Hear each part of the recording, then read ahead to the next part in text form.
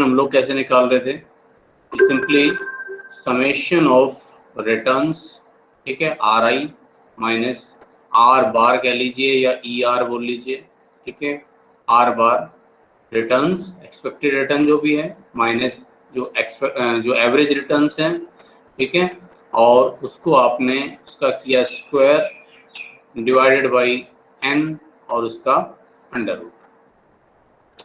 इस तरह से आपको स्टैंडर्ड डेविएशंस निकालना है।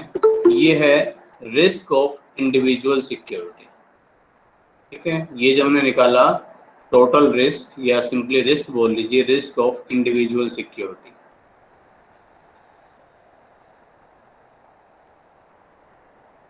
और कंबाइंड रिस्क निकालने के लिए हमें कंबाइंड स्टैंडर्ड डेविएशन निकालना पड़ेगा। तो वेरिएंस ऑफ रिटर्न्स, ठीक है, variance of returns of portfolio, ठीक है, variance of returns of a portfolio. तो वो हम कैसे फाइंड आउट करेंगे, variance of returns of portfolio हम लोग कैसे फाइंड आउट करें, ठीक है। तो उसके लिए हमने लास्ट टाइम समझा था कि उसका जो मेथड है उसके लिए हमें कंबाइंड स्टैंडर्ड डेविएशन निकालना पड़ेगा, combined standard deviation of securities included in a portfolio। आज जो करा रहा हूं समझ में तब आएगा जब आप पहले कल वाला जरूर अच्छे से कर लें। अगर कल वाला आपने नहीं किया है तो ये समझ में नहीं आएगा, पहले उसको आपको देखना पड़ेगा, ठीक है, क्योंकि ये सारा उसी पर बेस्ड है। जो कल हमने समझा था एक्चुअल में ये उसकी प्रैक्टिस है और थोड़ा सा उससे आगे उसको एक्सटेंड कर रहे हैं, बढ़ा रहे हैं, क्योंकि अभी हम ये 2 सिक्योरिटीज के रूप में पढ़ रहे हैं, आज इसको 3 सिक्योरिटीज के रूप में भी पढ़ने की कोशिश करेंगे। तो ये आपका वेरिएंस मैंने बताया, आप पहले वेरिएंस निकालें फिर स्टैंडर्ड डेविएशन निकल जाएगा, वेरिएंस ऑफ पोर्टफोलियो, ठीक है, जहां जिसमें 2 सिक्योरिटीज है, एक सिक्योरिटी एक्स है और दूसरी का नाम है सिक्योरिटी वाई। तो पहली सिक्योरिटी मान लीजिए एक्स और वाई से मैं चलता हूं, तो डब्ल्यू एक्स स्क्वायर पहली सिक्योरिटी का जो प्रोपोर्शन है उस वेटेज का स्क्वायर, ठीक है, और पहली सिक्योरिटी का जो इंडिविजुअल रिस्क है उसका स्क्वायर, यानी कि वेरिएंस ऑफ फर्स्ट सिक्योरिटी। ऐसे ही W Y square standard deviation Y square, ठीक है, plus 2 W X W Y, और इसको मल्टीप्लाई कर देते हैं कोवेरिएंस एक्स वाई। दोनों सिक्योरिटीज के रिटर्न्स का जो कोवेरिएंस निकलता है उससे आप इसको मल्टीप्लाई कर दीजिए, ये बेस फॉर्मूला है, ठीक है। और यहाँ हमने अलग से पढ़ा था कि कोवेरिएंस, मैंने आपको थोड़ा सा डिटेल में भी बताया था, ज़्यादा में नहीं लेकिन थोड़ा सा आपको बताया था कि हमने कैसे ड्राइव किया हुआ है। तो कोवेरिएंस हम किस तरह से फाइंड आउट करेंगे, कोवेरिएंस सिंपली जो स्टैटिस्टिकली बात करें तो summation of X minus X bar Y minus Y bar, यानी कि स्मॉल एक्स वाई बोल सकते हो, डिवाइड बाई एन, ठीक है। एक्चुअल मीन से डेविएशन आपने लिया एक्स का और वाई का और उनको मल्टीप्लाई किया, उनका टोटल किया, उनको एन से डिवाइड किया, तो जो वैल्यू आती है वो कोवेरिएंस है, विचरण। रिटर्न्स के फॉर्म में हमने इसको कैसे निकला था, कैसे लिखा था कि प्रोबेबिलिटी अगर हमारे साथ है तो प्रोबेबिलिटी हमने लिखा पी आई, ठीक है, R X minus R bar X. ई हमने टर्म्स जो है ई आर यूज करी थी, आप एक्सपेक्टेड रिटर्न लिख दो चाहे आर बार लिख दो, बात एक ही है, ठीक है। ई आर जनरली वैसे होता क्या है, जहाँ प्रोबेबिलिटी होती है वहां हम ई आर लिखते हैं एक्सपेक्टेड रिटर्न बजाय आर बार के। तो यहाँ जैसे मैं प्रोबेबिलिटी टर्म यूज कर रहा हूँ तो मुझे बल्कि यहाँ बार लगाने के बजाय ई आर एक्स लिखना चाहिए, वो ज्यादा जचता है। बाकी एक ही बात है, कोई फर्क नहीं पड़ता, समझ में आपके आना चाहिए। इसी तरह से आर वाई यानी कि वाई सिक्योरिटी का रिटर्न और deviation expected return Y security से, ठीक है। और इसको हम लोग डिवाइड करते हैं किससे, summation of P, summation of P 1 होता है, ठीक है। तो ये आता है आपका कोवेरिएंस, और कोवेरिएंस की हेल्प से हम लोग कोरिलेशन निकाला करते हैं। कोरिलेशन आर एक्स वाई कैसे निकला करता था, हम लोग निकालते थे कोवेरिएंस एक्स वाई, ठीक है, divide by standard deviation of X standard deviation of Y. तो यहाँ से आप कोवेरिएंस को कोरिलेशन से रिप्लेस कर सकते हैं। कैसे? Covariance X Y equal to हो जाएगा, ये इधर आ जाएंगे multiply R X Y standard deviation of X standard deviation of Y. तो आप इस वैल्यू को अगर उस इक्वेशन 1 में रिप्लेस करें, जो अभी ऊपर आ रही है आपकी बेस, ये जो हमने निकाली, ठीक है, यहाँ अगर आप रिप्लेस करें तो ये आपका वेरिएंस ऑफ पोर्टफोलियो बन जाएगा W1 स्क्वायर, ठीक है, और standard deviation x square, variance of x, W2 square, ठीक है, W1 2 की जगह एक्स वाई लिखता हूँ, WX, ये WY, ठीक है, variance of Y plus 2 WX WY, यहाँ तक तो सेम है। देखो ये हम कल डिस्कस कर चुके हैं इस पर काफ़ी सारा, तो लास्ट वो जो लेक्चर है वो आप उसको जरूर देख लो जिनका रह रहा है। तो कोवेरिएंस एक्स वाई, ठीक है, इसकी जगह अब हम रिप्लेस कर रहे हैं इस वैल्यू को, ठीक है। तो हमारे पास क्योंकि कोरिलेशन होगा जिसके चांसेस ज़्यादा है, R X Y standard deviation of X और स्टैंडर्ड डेविएशन ऑफ वाई, तो ये अपना वेरिएंस बन जाएगा पोर्टफोलियो का। और फिर स्टैंडर्ड डेविएशन ऑफ पोर्टफोलियो अगर आपको निकालना है, स्टैंडर्ड डेविएशन ऑफ पोर्टफोलियो, तो सिंपली इसका अंडर रूट कर लो या पूरी इक्वेशन लिखकर ऊपर अंडर रूट लगा दो, वेरिएंस ऑफ पोर्टफोलियो ऐसे लिखो, ठीक है। तो इस तरह से हमने इनको निकालना सीखा था। अब आज 2-3 चीजें हम आगे एक्सटेंड करेंगे, थोड़ा सा हम प्रैक्टिस भी करेंगे, ठीक है।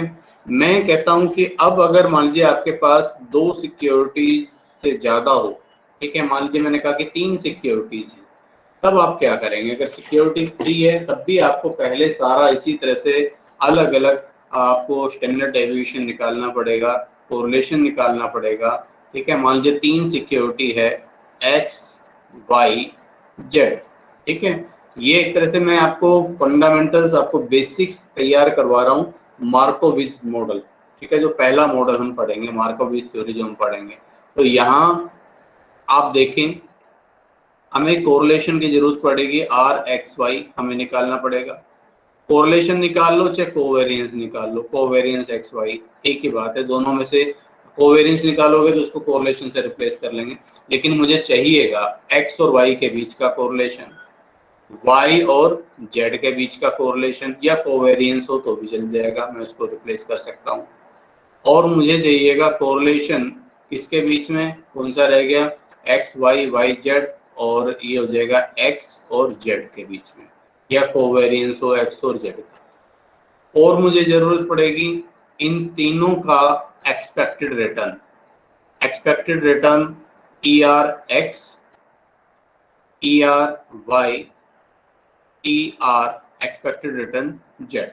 इसको आप ऐसे भी लिख सकते हैं simply R bar X, R bar Y, R bar Z. मैं अभी लगभग सभी नोटेशन यूज कर रहा हूँ बार बार, ताकि आपको पता रहे, अगर बुक्स में किसी और ढंग से लिखा हुआ है तो आपको कंफ्यूजन ना हो, ये वही चीज लिखी हुई है। तो आपको सबका एक्सपेक्टेड रिटर्न निकालना पड़ेगा, सबका आपको कोरिलेशन या कोवेरिएंस इनमें से एक निकालना पड़ेगा, और सभी का आपको स्टैंडर्ड डेविएशन निकालना पड़ेगा, standard deviation X, standard deviation Y, standard deviation Z, जिसको ऐसे भी लिखा हुआ मिल सकता है, standard deviation of return X, standard deviation of return Y, standard deviation of return Z, किसी भी ढंग से लिखा हुआ मिल सकता है। तो इन सब का हमें स्टैंडर्ड डेविएशन चाहिएगा।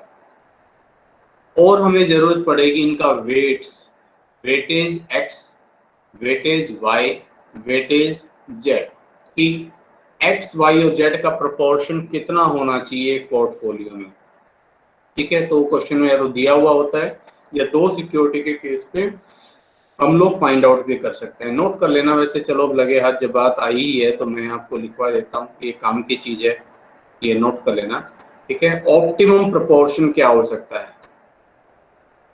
ऑप्टिमम प्रोपोर्शन,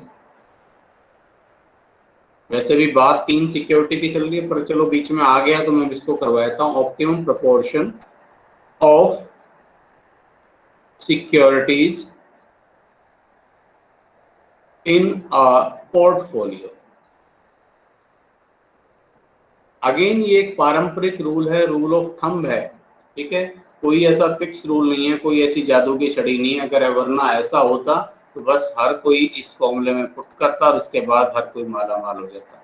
जस्ट एक रूल ऑफ थंब की तरह जो हम ट्रेडिशनली यूज करते हैं, ठीक है। और ये भी कहाँ लागू होगा? Optimum proportion of securities in a portfolio in case of two securities.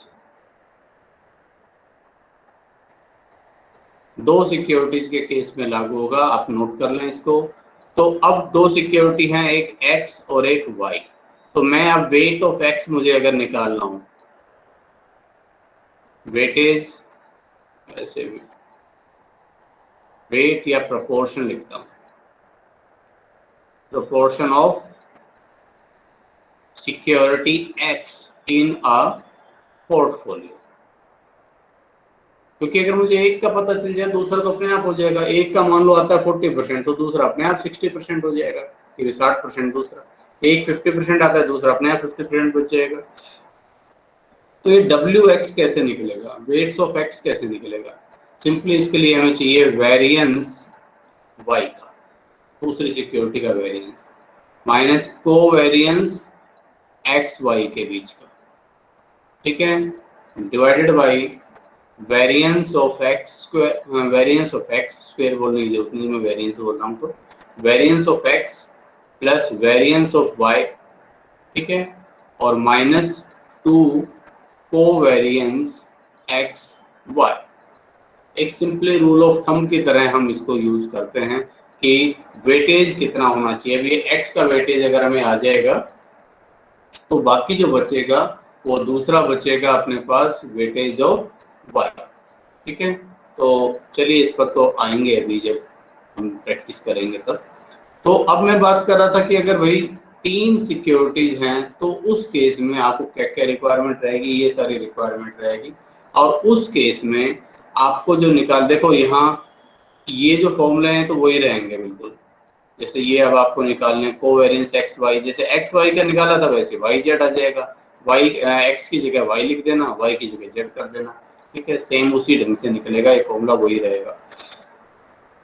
बाकी कंप्लीट क्वेश्चन तो अगर आपको दिया जाए जिसमें आपको कोरिलेशन भी खुद निकालना पड़े, स्टैंडर्ड डेविएशन, तो बड़ा लेंथी क्वेश्चन हो जाएगा। तो जनरली थ्री सिक्योरिटीज के केस में आपको standard deviation, correlation generally question में दिए हुए होते हैं, बट आपको कंबाइंड स्टैंडर्ड डेविएशन आपको निकालना आना चाहिए।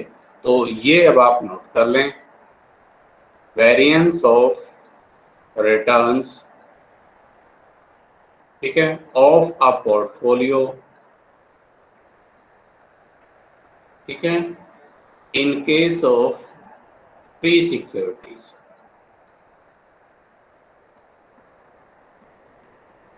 तीन से ज्यादा होने के बाद तो फिर लगभग मैनेजेबल सा रहता ही नहीं, फिर तो सारा आपका सॉफ्टवेयर से ही होगा। इसको मैं क्या कह सकता हूँ, इसको मैं ये भी कह सकता हूँ combined standard deviation of returns, ठीक है, इन केस ऑफ थ्री सिक्योरिटीज, ठीक है। आइए जरा देखते हैं, बात करते हैं इस पर।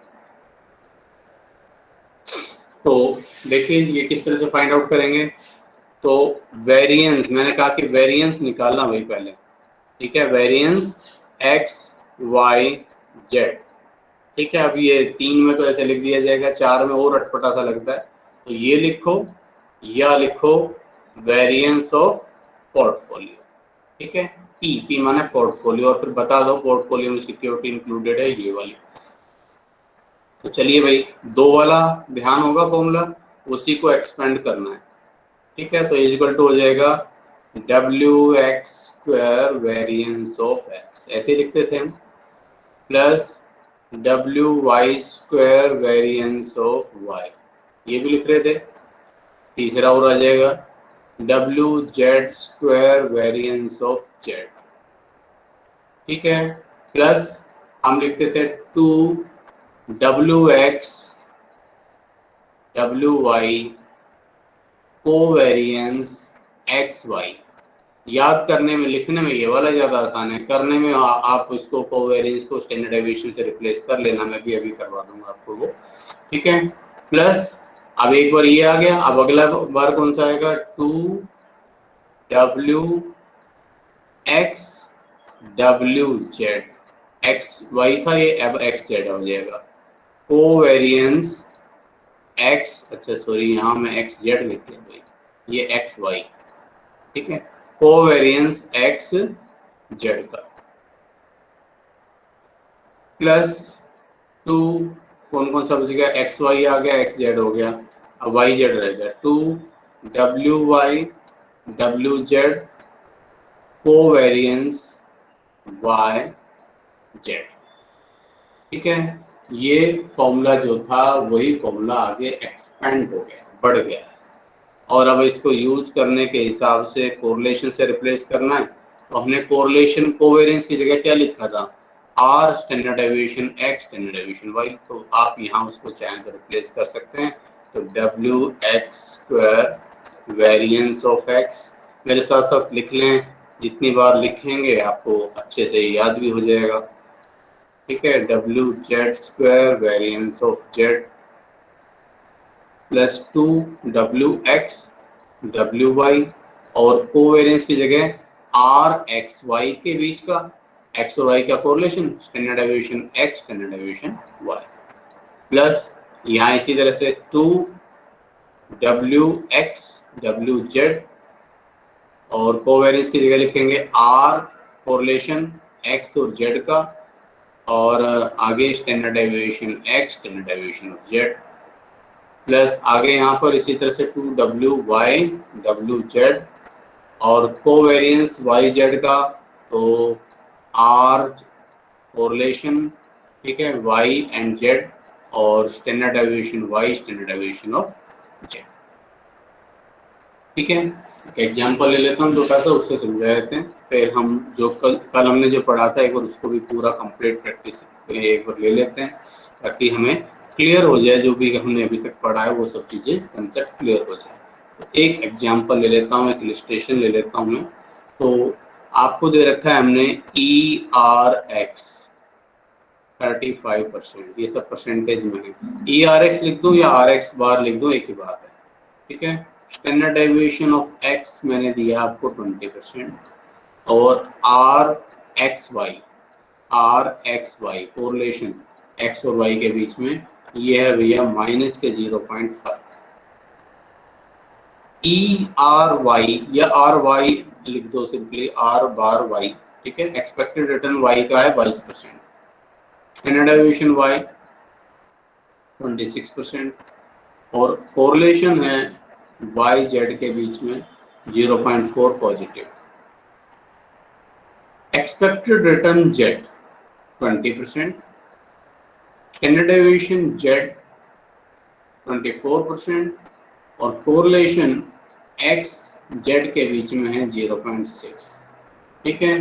अब पहले तो जरा इतना ही काम कर दीजिए, ठीक है। All securities are equally weightage in portfolio, compute the expected risk and return, चलिए दोनों काम कर लेते हैं। हमने एक्सपेक्टेड रिटर्न भी निकालना सीखा था ना, एक्सपेक्टेड रिटर्न मैंने 3 सिक्योरिटीज के केस में इसलिए रिपीट नहीं किया कि भाई वो तो वेटेड एवरेज है सिंपल सी, तो सभी सिक्योरिटीज का वेट्स है इक्वली, ठीक है। All are equally weighted in portfolio, सभी का वेटेज बराबर है, 3 है तो 33.33 हो गया सबका वेटेज, ठीक है।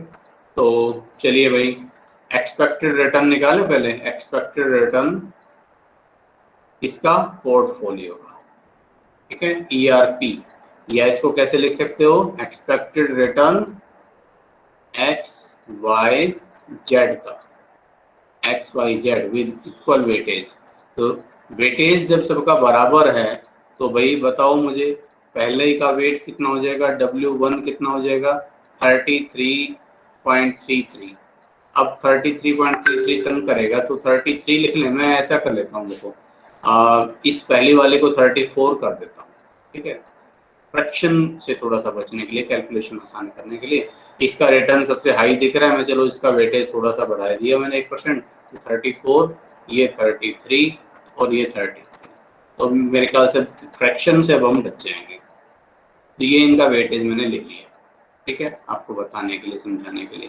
तो एक्सपेक्टेड रिटर्न अब क्या आ जाएगा अपना भाई, देखो जरा, मैं कहूँगा भाई पहली वाली का वेटेज क्या है, WX, उसको मल्टीप्लाई कर दो पहली वाली के एक्सपेक्टेड रिटर्न से, एक्सपेक्टेड रिटर्न ऑफ X। दूसरी वाली जो Y है उसको मल्टीप्लाई कर दो एक्सपेक्टेड रिटर्न Y से। तीसरी वाली जिसका नाम Z है उसको मल्टीप्लाई कर दो एक्सपेक्टेड रिटर्न Z से। आगे और चौथी भी है, पांचवी भी है, जो भी इस इक्वेशन में जोड़ते चलो। तो पहले का वेटेज मैंने आपको बताया 33.33 के जो मैंने 34 कर दिया है, तो 0.34, ठीक है, 0.34, और एक्सपेक्टेड रिटर्न कितना है पहली वाली का, 35%। इसी तरह से इसका 0.33 प्रोपोर्शन है और इसका एक्सपेक्टेड रिटर्न कितना है, ये एक हमें एक चीज से और बचना पड़ेगा, ये x है और ये मल्टीप्लाई सेम सा सिंबल है, तो आप इसके लिए डॉट यूज करें तो ज्यादा अच्छा है, अदरवाइज जब भी बड़ी इक्वेशन होगी कंफ्यूज करेगी। 0.34 मल्टीप्लाई 35, या इस सिंबल को थोड़ा सा बदलाव करके लिखो ताकि दिखे कि मल्टीप्लाई है, प्लस WY 0.33 और मल्टीप्लाई करना है इसको ERY जो कि 22% है, ठीक है, WZ 0.33 और इसका एक्सपेक्टेड रिटर्न कितना है, 20%। जस्ट सिंपली इनको मल्टीप्लाई करना है, 0.34 मल्टीप्लाई 35, 0.33 मल्टीप्लाई 22, 0.33 मल्टीप्लाई 20, तो 25.76, ये तो जी हो गया इनका एक्सपेक्टेड रिटर्न्स, ठीक है, पोर्टफोलियो का कंबाइंड रिटर्न, पोर्टफोलियो का एक्सपेक्टेड रिटर्न 25.76। 33.33 एक्चुअल फ्रैक्शन लेते तो 25.67 आता है, ठीक है, मैंने थोड़ा सा इसको चेंज कर दिया फ्रैक्शन से बचने के लिए। अब इनका कंबाइंड स्टैंडर्ड डेविएशन निकालना है, तो उसके लिए हमें चाहिए सबका अलग अलग स्टैंडर्ड डेविएशन और सबका कोरिलेशन या कोवेरिएंस, तो वो हमें क्वेश्चन में दे रखा है कोरिलेशन, ठीक है। तो अब यहाँ दिक्कत आएगी नहीं, जस्ट फॉर्मूला पुट करना है, तो स्टैंडर्ड डेविएशन ऑफ पोर्टफोलियो बल्कि वेरिएंस ऑफ पोर्टफोलियो, क्योंकि स्टैंडर्ड डेविएशन निकालो तो ध्यान रखना फिर यहाँ ऊपर अंडरूट लगना चाहिए। अभी इक्वेशन इतनी लंबी पड़ जाती है कि उस पर कई बार अंडरूट लगना ध्यान नहीं रहता और गलती के चांसेस बढ़ जाते हैं। तो दोबारा इक्वेशन लिखूं या साथ साथ, चलो मैं दोनों काम कर देता हूँ, WX² वेरिएंस ऑफ X, ठीक है, तो देखो जरा कितना आ रहा है, WX² 0.34 का स्क्वायर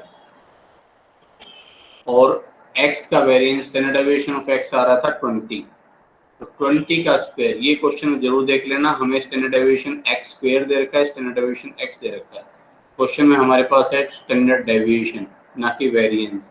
अगर ये पहले वेरिएंस होता तो मुझे इसका दोबारा स्क्वायर करने की जरूरत नहीं थी, पहले स्क्वायर होता है, तो 20 का स्क्वायर प्लस आगे क्या था WY², ठीक है, वेरिएंस ऑफ Y, WY है 0.33 उसका स्क्वायर और variance of Y, variance of Y है 26, आप उसका स्क्वायर करो, ठीक है, 0. आगे चलो WZ² वेरिएंस Z का, तो 0.33 स्क्वायर वेरिएंस Z का है, स्टैंडर्ड डेविएशन है उसका 24, तो स्क्वायर ही हो जाएगा, प्लस आगे क्या है अपना, यहाँ देखो 2WX WY RXY standard deviation X standard deviation Y, तो मैंने कर दिया इसको प्लस 2WX 0.34 WY 0.33, ठीक है, RXY दोनों के बीच में कोरिलेशन जो है RXY ये है माइनस का 0.5, ठीक है, माइनस का 0.5, और क्या है standard deviation x, standard deviation of y, standard deviation x है 20, स्टैंडर्ड डेविएशन y है 26, ऐसे ही पुट करना है भाई। प्लस अब 2yz r y और z के बीच में, तो 2wy wz 0.33 मल्टीप्लाई 0.33, y और z दोनों का प्रोपोर्शन इतना है, ठीक है। और मल्टीप्लाई इसको किससे करना है, r y z दोनों के बीच में कोरिलेशन है 0.4, ठीक है। और multiply standard deviation y, standard deviation of z, तो 26 और z है 24। फिर 2, अब ये बचेगा x और z वाला, है ना। तो x और z में 2, x का प्रोपोर्शन है 0.34, z का प्रोपोर्शन है 0.33। फिर कोरिलेशन y और x और z का जो कि 0.6 है। फिर स्टैंडर्ड डेविएशन x का और स्टैंडर्ड डेविएशन z का, x का स्टैंडर्ड डेविएशन है 20 और z का स्टैंडर्ड डेविएशन है 24, ठीक है। 20 26 26 24 और ये हो जाएगा 20 24। अब जस्ट इसको सोल्व करना है, सोल्व कर लीजिए, इसका टोटल कर लीजिए, ठीक है। तो ये जो टोटल करने के बाद जो वैल्यू आती है, ठीक है, ये वैल्यू आएगी 15.67, ठीक। और आपको इसका स्टैंडर्ड डेविएशन भी चाहिए, तो जस्ट उसको अंडर रूट कर दीजिए, 15.67 का अंडर रूट। या एक बार इसको चेक कर लेना, मैंने करा नहीं है इसको पूरा, ठीक है। यहाँ अगर आपको फ्रैक्शन तंग कर रहे हैं तो आप इसकी जगह 1/3 1/3 1/3 भी ले सकते हैं, ठीक है। वो आपकी इच्छा है, जैसे भी आप इसको करें। तो ये सोल्व करें, सोल्व करने के बाद जो वैल्यू आए उसका स्टैंडर्ड डेविएशन कर देना, वो आ जाएगा स्टैंडर्ड डेविएशन ऑफ पोर्टफोलियो। ये मैंने आपके लिए छोड़ दिया, ठीक है। ये चेक कर लेना 15.67 वेरिएंस आ रहा है, स्टैंडर्ड डेविएशन आ रहा है, ठीक है। मैंने इसको करके नहीं देखा है। तो इस तरह से हम लोग फाइंड आउट कर लेंगे। अब जो हमने कल पढ़ा 2 सिक्योरिटीज के केस में, उस पर एक कंप्लीट क्वेश्चन किस तरह से बन सकता है एग्जाम पॉइंट ऑफ व्यू से अगर लें, ठीक है। तो एक एग्जांपल मैं यहाँ ले रहा हूँ कि हमारे पास 2 तरह के रिटर्न्स है। ये एग्जांपल मैंने पहले भी आपको एक बार करवाया था जब हम फर्स्ट लेक्चर ले रहे थे रिस्क रिटर्न पर। तो ये मेरे पास ईयर्स थी 2013 और 14 15 16 17,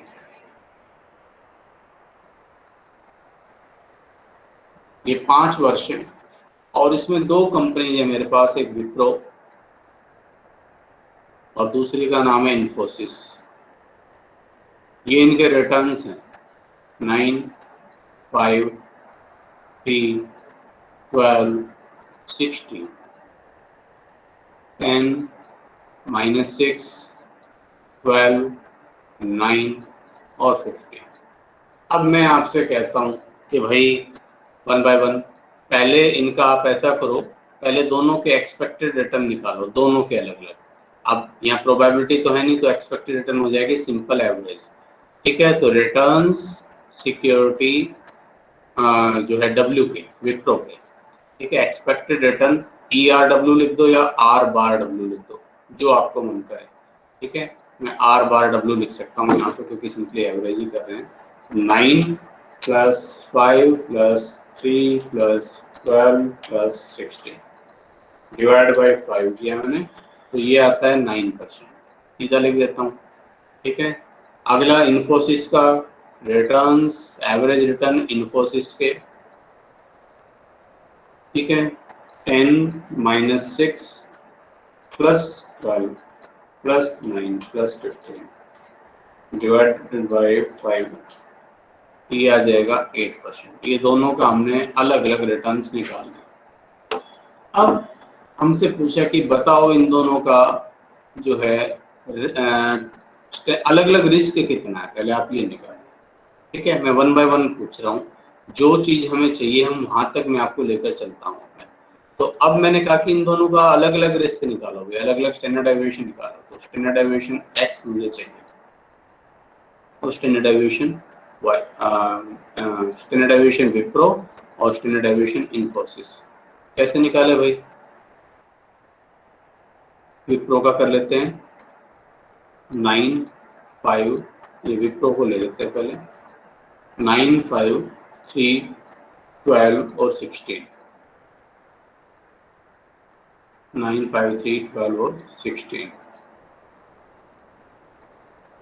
ठीक। और दूसरी है इन्फोसिस, उसको भी लिख देता हूँ मैं,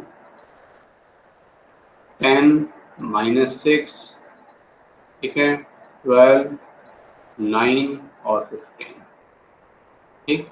आप सुविधा के लिए इसको मैं x लिख दूं, इसको y लिख दूं, या w और i लिखो, जो भी आपका मन करे लिख लीजिए, ठीक है। अब मुझे क्या चाहिए, जैसे मैं क्या करता हूँ, x माइनस एक्स बार, एक्चुअल मीन से डेविएशन चाहिए मुझे। तो 9, इसका एवरेज रिटर्न कितना आ रहा था, पहली वाले का 9 ही आ रहा था शायद, हाँ 9 और 8 आ रहा है।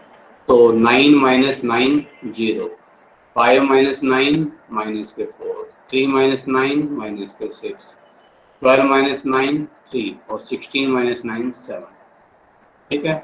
ये तो आ गया x माइनस एक्स बार। अब ऐसे निकालो y माइनस वाई बार, ठीक है। 10 - 8 2, उसका 8 आ रहा था, -6 -8 में से -8 को लेस करना है, तो ये हो जाएगा -14, 12 - 8 हो जाएगा 4, 9 - 8 हो जाएगा 1, 15 - 8 हो जाएगा 7। आप चेक करके देखना, ये टोटल हमेशा x माइनस एक्स बार का टोटल 0 आता है। 6 और 4 10, 7 और 3 10, प्लस माइनस 0 हो गया। और यहाँ देखो 4 और 1 5 और 7 12 और 2 14 और माइनस के 14, तो ये भी 0 आ रहा है, ठीक है। अब मुझे कोवेरियंस निकालना है ना, ठीक है। तो कोवेरियंस के लिए मुझे क्या चाहिए, स्मॉल एक्स वाई, यानी कि x माइनस एक्स बार को मल्टीप्लाई करो y माइनस वाई बार से, तभी तो कोवेरियंस आएगा। तो इन दोनों को मल्टीप्लाई करना है, ठीक है। 0, ये 56, ये माइनस के 24 आएंगे, और अगला कितना आ जाएगा, ये 3 और अगला 49। ये टोटल हम करते हैं ताकि हम इन दोनों के बीच में कोवेरियंस का पता चल जाए। कोरिलेशन चाहिए, कोरिलेशन में निकल सकता है। कोवेरियंस पहले निकाल लो, 56 - 24 प्लस 3 प्लस 49, 84 टोटल आता है इनका। एक बार फिर से चेक कर लूँ मैं, 56 - 24 प्लस 3 प्लस 49, तो 84 इसका टोटल आता है। यहाँ से हम कोवेरियंस निकाल लेंगे इजीली, ठीक है। और मुझे चाहिए इनका स्टैंडर्ड डेविएशन। स्टैंडर्ड डेविएशन के लिए मुझे क्या करना पड़ेगा, x माइनस एक्स बार का स्क्वायर करना पड़ेगा, x minus X bar square. और यहाँ प्रोबेबिलिटी होती है तो उससे मल्टीप्लाई भी करना था, इसको भी और उसको भी, ठीक है। प्रोबेबिलिटी अब यहाँ है नहीं, तो 0 का स्क्वायर 0, देख लें ध्यान से, 0 का स्क्वायर 0, -4 का स्क्वायर 16, -6 का स्क्वायर 36, 3 का स्क्वायर 9 और 7 का स्क्वायर 49। टोटल कर लें, कितना आता है, 16 प्लस 36 प्लस 9 प्लस 49, 110, ठीक है। और ऐसे ही अब आप कर लें y minus Y bar square, ये y माइनस वाई बार, उसका स्क्वायर हो गया 4, 14 का स्क्वायर 196, 4 का स्क्वायर 16, 1 का स्क्वायर 1 और 7 का स्क्वायर 49। ये टोटल भी कर लें, 196 प्लस 4 प्लस 16 प्लस 1 प्लस 49, 266, ठीक है। अब हम निकाल सकते हैं जो हमारी रिक्वायरमेंट्स है। पहले तो कोवेरियंस, ठीक है, एक्स वाई विप्रो इन्फोसिस का कह लीजिए। तो summation of small X small Y 84 आ रहा है, डिवाइड कर दो इसको n से, n कितना है 5 है ना, 1 2 3 4 5, 5 से डिवाइड कर दो, ये तो आ गया इनका कोवेरियंस, 84 डिवाइडेड बाई 5, 16.8। कोरिलेशन भी चाहिए तो कोरिलेशन भी आ सकता है। इसके लिए चाहिए आपको covariance X Y divide by standard deviation X, standard deviation Y. तो पहले स्टैंडर्ड डेविएशन निकाल दूंगी, तो स्टैंडर्ड डेविएशन एक्स निकालो, x minus X bar square 110 आ रहा है, डिवाइड बाई 5 और इसका under root, standard deviation y कितना आ रहा है 266 डिवाइड बाय 5 और इसका भी अंडर रूट। तो ये तो आ रहा है इसका स्टैंडर्ड डेविएशन तो 4.69 और अगले का आ रहा है 266 डिवाइड बाय 5 और इसका अंडर रूट मैंने किया तो 7.29। तो कोरिलेशन अगर आपको निकालना हो इंटरेस्टेड है उसमें तो 16.8 divide by standard deviation of x 4.69 standard deviation y 7.29। तो 16.8 डिवाइडेड बाई 4.69 7.29 0.491 और पॉजिटिव आ रहा है, पॉजिटिव कोरिलेशन। मार्कोविच थ्योरी तो कहती है कि कोरिलेशन नेगेटिव हो तब फायदा है कुछ पोर्टफोलियो बनाने का, वरना कोई खास बेनिफिट आपको नहीं मिलेगा। ठीक है, बस फिलहाल चलो मैं उस पर जान ही रहा हूँ। तो कोरिलेशन निकाल लिया, स्टैंडर्ड डेविएशन निकाल लिया, सारी चीजें अपने पास होगी। वेटेज नहीं है इस क्वेश्चन में। ठीक है, अब क्वेश्चन में या तो वेटेज हमें दे रखा हो या फिर हम खुद एज्यूम करें, लेकिन यहाँ क्वेश्चन में पूछा है कि आप ऑप्टिमम वेटेज खुद निकालो। ठीक है, आपको एक जो अभी मैंने फॉर्मूला बताया था उसकी प्रैक्टिस हो जाएगी। फाइंड आउट ऑप्टिमम वेटेज या optimum proportion of Wipro and Infosys in your portfolio. आपके पोर्टफोलियो में विप्रो और इन्फोसिस का ऑप्टिमम प्रोपोर्शन क्या होगा, ठीक है, वो आप हमें बताएं। तो उसके लिए हमने अभी एक फॉर्मूला लिखा था। ठीक है, तो अगर आपको वेटेज चाहिए विप्रो का एक्स का, ठीक है, तो आपको क्या करना है, उसमें सिंपली पुट कर दीजिए variance of return Y sorry minus covariance X Y. ठीक, और नीचे आप लिखेंगे वेरिएंस दोनों का, variance of returns X, variance of return y minus 2 covariance X Y. ठीक है, देखिए कितना कारगर है। वेरिएंस y का वेरिएंस ये देखो, इसका स्क्वायर कर लो या आप ऐसा करो, देखो वेरिएंस y, ये स्टैंडर्ड डेविएशन y कैसे निकाला था, 266 को 5 से डिवाइड किया था तो 53.2 आ रहा था, फिर मैंने उसका अंडर रूट किया तो ये आया, तो मैं अंडर रूट करूँ ही ना, वेरिएंस y मुझे चाहिए तो ये हो जाएगा यूँ कहीं। ऐसे ही 110 को 5 से डिवाइड किया तो 22 आ रहा था, फिर मैंने अंडर रूट किया तो ये वैल्यू आ रही थी। मुझे वेरिएंस चाहिए तो मुझे अंडर रूट करने की जरूरत ही नहीं है, तो 22 आ जाएगा। ठीक है, तो वेरिएंस ऑफ y चाहिए मुझे 53.2 है, जो कि 53.2 माइनस कोवेरिएंस एक्स वाई, दोनों का कोवेरिएंस हमने निकाला, ये देखो 16.8 है, 16.8। नीचे वेरिएंस एक्स का है 22, वेरिएंस वाई का 53.2 और माइनस 2 टाइम्स ऑफ वेरिएंस जो कि है 16.8। तो मैंने किया इसको 53.2 माइनस 16.8, ये आता है 36.4 और नीचे कितना जाएगा अभी 16.2 मल्टीप्लाई 2 किया मैंने 32.5 और ये कितना जाएगा 53.2 प्लस 22 75.2। 75.2 में से मैंने 32.5 को लेस किया, 42.7 आता है। 36.4 डिवाइड बाय 42.7, 75.2 माइनस 32.5, 42.7 है भैया नीचे, तो 36.4 को मैंने डिवाइड किया 42.7 से, तो ये आता है 0.85, यानी कि 0.85 85% प्रोपोर्शन होना चाहिए सिक्योरिटी एक्स का। ठीक है, तो weightage of security X 0.85, weightage of security Y कितना हो जाएगा 1 माइनस 0.85 कर दो तो 0.15, ठीक है।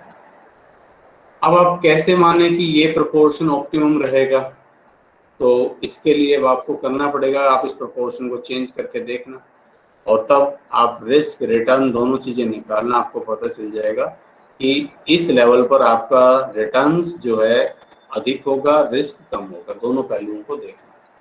तो अब आपको वेटेज का भी पता चल गया, ठीक है। तो अब मैं इन दोनों का कंबाइंड स्टैंडर्ड डेविएशन निकाल दूं और कंबाइंड रिटर्न निकाल देता हूं। तो मैं रिटर्न्स ऑफ पोर्टफोलियो निकाल रहा हूं एक्स वाई का। तो पहले वाले का वेटेज 0.85 और पहले वाले का एक्सपेक्टेड रिटर्न कितना आ रहा था, हमने 9% निकाला था, 0.09, पूरा 9 भी लिख सकते हैं यहाँ पर। और ये 0.15 मल्टीप्लाइड बाई 8, तो 0.85 मल्टीप्लाई 9 और 0.15 मल्टीप्लाई 8, तो 8.85 ये एक्सपेक्टेड रिटर्न आता है पोर्टफोलियो।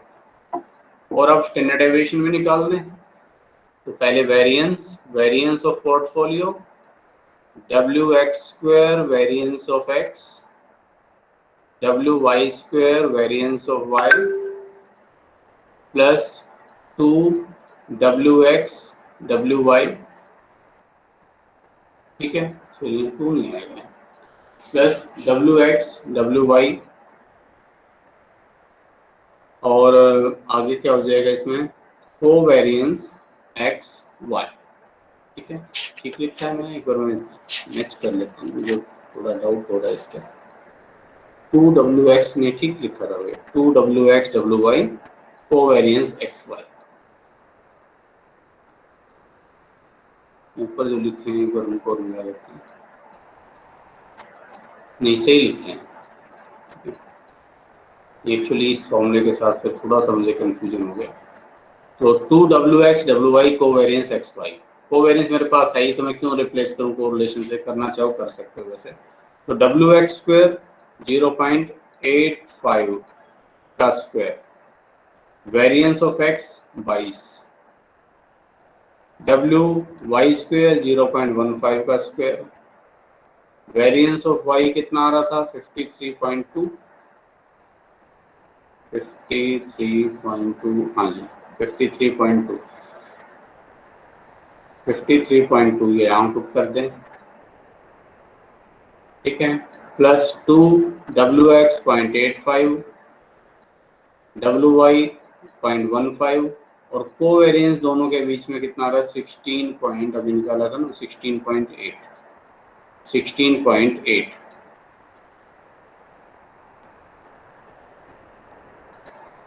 बस अब इसको सोल्व कर देना है, ठीक है। जब आप इसको सोल्व करेंगे तो जो वैल्यू आएगी वो आपका पोर्टफोलियो का वेरिएंस है। जब स्टैंडर्ड डेविएशन चाहिए तो आप इस पोर्टफोलियो जो भी आ रहा है उसका अंडर रूट कर देना, ठीक है। अब आप ये जानना चाहें कि क्या प्रोपोर्शन ऑप्टिमम है या नहीं, तो आप इसको चेंज करके देख लेना। आप एक बार इसी क्वेश्चन को एक बार दोबारा आपकी प्रैक्टिस भी हो जाएगी, 50-50 से करके देख लेना भाई, ठीक है, थोड़ा सा सिग्निफिकेंट से चेंज करके देखना। तो 50-50 से करोगे तो या तो ये होगा आपका स्टैंडर्ड डेविएशन बढ़ जाएगा या रिटर्न्स कम हो जाएगा, दोनों में से एक बात होगी, दोनों भी हो सकती है, दोनों तरफ नुकसान भी हो सकता है कि आपका रिस्क लेवल बढ़ जाए, स्टैंडर्ड डेविएशन बढ़ जाए और रिटर्न्स कम हो जाए, ठीक है। तो इसलिए इस प्रोपोर्शन को हम लोग अभी ऑप्टिमम मानकर चलेंगे। तो ये बेसिक्स चीजें हैं, ठीक है, जिनको हम यहाँ भी पढ़ रहे हैं और इनके बाद अब जो है आगे हम जो इनका मॉडल्स में इम्प्लीमेंटेशन कैसे होता है उसको हम पढ़ेंगे, ठीक है। इनको हमने अलग से पढ़ा भी इसीलिए ताकि जो मॉडल्स जब हम पढ़े तो वहाँ मॉडल्स पर फोकस कर सके, वहाँ में रिस्क रिटर्न्स पर अलग से टाइम ना लगाना पड़े, ठीक है। तो इसको आप प्रैक्टिस जरूर कर लें, ठीक है, बिना प्रैक्टिस फायदा नहीं है करने का, एक बार इसको अच्छा से कर लें ताकि हम आगे बढ़ सकें।